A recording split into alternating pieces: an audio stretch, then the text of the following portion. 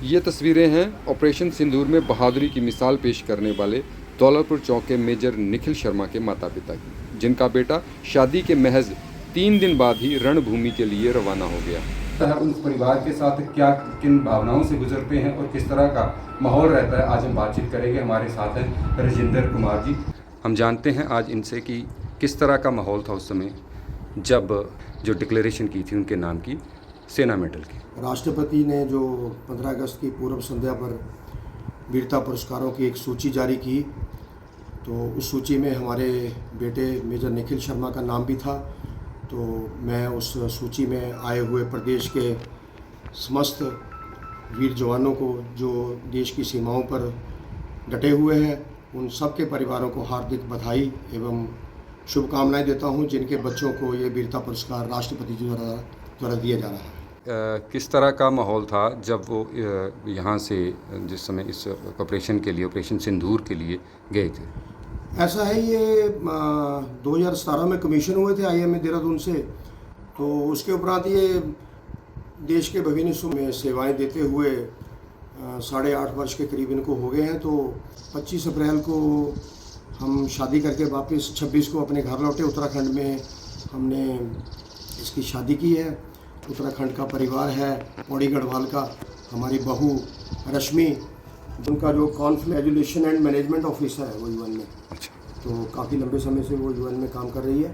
तो उसके लिए भी और पेरेंट्स के लिए भी ये समय, जब इनकी यूनिट से इनको कॉल हो गया, तो पेरेंट्स के साथ साथ बहू के लिए भी बहुत मुश्किल समय था कि शादी के जस्ट 3-4 दिन बाद ही उसको बुलावा आ गया यूनिट से।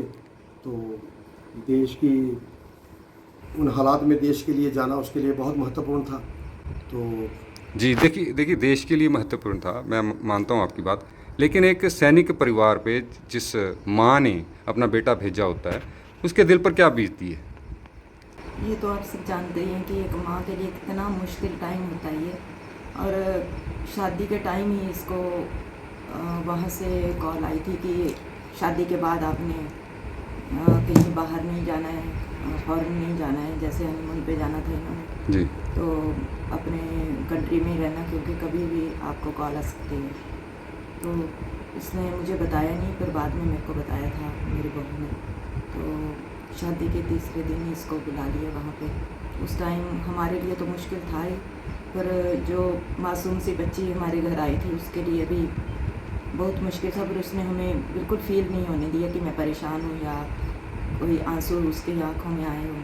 अच्छा। तो हम सब के लिए बड़ा मुश्किल टाइम था वो बहुत ब्रेव है, बोल्ड है। और उसने मुझे बाद में बताया कि मम्मा मैं तो बिल्कुल उनके सामने रोई भी नहीं, और ताकि वो कमज़ोर ना हो जाएं, क्योंकि इमोशंस सबके अंदर होती हैं। एक सैनिक परिवार के हर मेंबर के, हर सदस्य के क्या क्या इमोशंस हैं, शायद यही एक वजह रहती है जो उस जांबाज को अदम्य साहस दिखाने में मदद करता है। हाँ जी। तो राजेंद्र भाई आप गुरु महाराज के साथ जुड़े हुए हैं, तो गुरुओं का कितना आशीर्वाद रहता है ऐसे जब हम अपने बच्चों को बाहर भेजते हैं घर से बाहर, तो एक थोड़ा सा समाज के लिए एक प्रेरणा हो जाती है। सबसे भाई भूपेंद्र जी ने पूछा कि गुरु महाराज जी का कितना तो ये सारी महिमा मेरे गुरुदेव की है।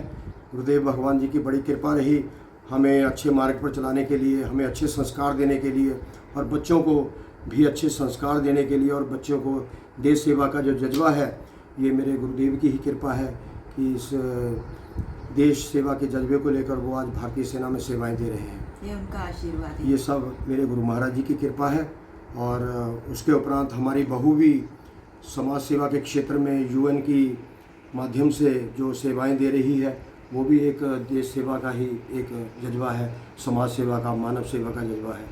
तो हम अपने आप को बड़ा सौभाग्यशाली समझते हैं कि हमारे परिवार के साथ साथ एक ऐसा परिवार भी जुड़ा है जिनकी बेटी मानव सेवा के लिए और देश सेवा के लिए काम कर रही है। जी राजेंद्र भाई, आप भी मानव सेवा, देश सेवा के साथ जुड़े हैं, प्रभु सेवा के साथ जुड़े हैं। आपका बेटा भी देश सेवा में कार्यरत है। आपको और आपके परिवार को, आपके बेटे को भविष्य के लिए बहुत बहुत शुभकामनाएं।